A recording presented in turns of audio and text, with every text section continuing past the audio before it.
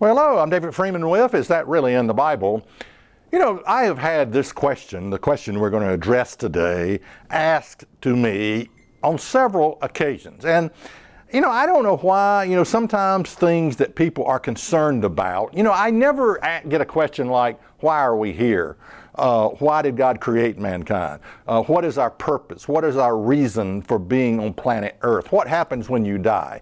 How do I receive the Spirit of God? If any man have not the Spirit of God, he is none of his. So you would think people would look at that and say, okay, a really important question is, how do I receive the Spirit of God?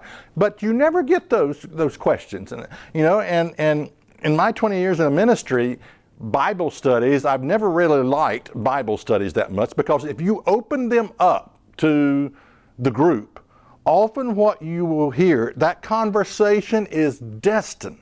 Believe me, it is destined to go down the road of some of the most trivial questions, the most irrelevant things, like did Adam have a navel? How deep is the sea of glass? If a fly lands in holy water, is the fly polluted or is the water sanctified? It just keeps, and you have to redirect that Bible study and say, wait a minute, this is not even the subject we're talking about. These trivial things are not important. So, and I've seen that happen again and again and again and again. But anyway, now I'm not saying this is a trivial question here, because I've had people ask this on numerous occasions. Well, let's take a look at the question, and we're going to answer it today. 1 Peter 3 and verse 18. For Christ also has once suffered for sin, the just for the unjust, that he might bring us to God, being put to death in the flesh, but quickened by the Spirit. By which, now this is 1 Peter 3 and verse 19, and this is the question. We're coming to the question. Here is the question. By which also he went, that is Jesus, and preached unto the spirits in prison, which sometimes were disobedient when once the long suffering of God waited in the days of Noah, while the ark was a preparing, wherein few, that is 8 souls, were saved by water. So that's the question. What is this verse? When did Jesus do this? When did he go and preach to spirits in prison? So we're going to answer the questions today. When did Christ do this? Why did he preach to spirits in prison? Who are the spirits in prison? And where is this prison?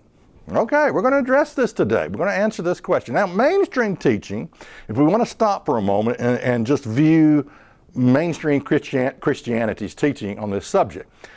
Mainstream will say basically this: when Christ died, he didn't really die. Okay, even though he said he'd be in the heart of the earth 3 days and 3 nights, he didn't really die. He went to preach to spirits in prisons, that is, lost souls that are burning in hell. Okay, that's how mainstream Christianity interprets this verse. That Jesus really never died, even though Revelation 1 and verse 18 says, I am he that liveth and was dead, and behold, I am alive forevermore, and have the keys of hell and death. In other words, he has the keys. The word hell there is translated grave. Christ Jesus, now get this, has the key to the grave and death. Isn't that good news? That's some of the best news you'll ever hear, because I want that key. I want to have a part of that key to the grave and death, because I don't really want to die. I'm not crazy about dying. I'm not crazy about death. I'm not crazy about any of this stuff, But Jesus Christ has the key to the grave and death, meaning we can live again. So, okay, all right. Christ said he was alive and was dead. Mainstream says, no, he wasn't dead. He went, when he was put in the grave, he went to preach to spirits in prison, that is, lost souls that are now burning in hell. Now, I don't, if you follow that idiotic concept far enough, you think, okay, why? Did he go there and say, hey, I told you so. I told you this is what's going to happen to you. You're going to burn in hell. You are burning in hell. Did he go there to try to save them, these lost souls that are supposedly burning in hell? All right, okay, you're going to have to ask your mainstream preacher about these questions to get the answer to that. But anyway, Let's set that convoluted idea on the shelf and see what the Bible really says. Okay.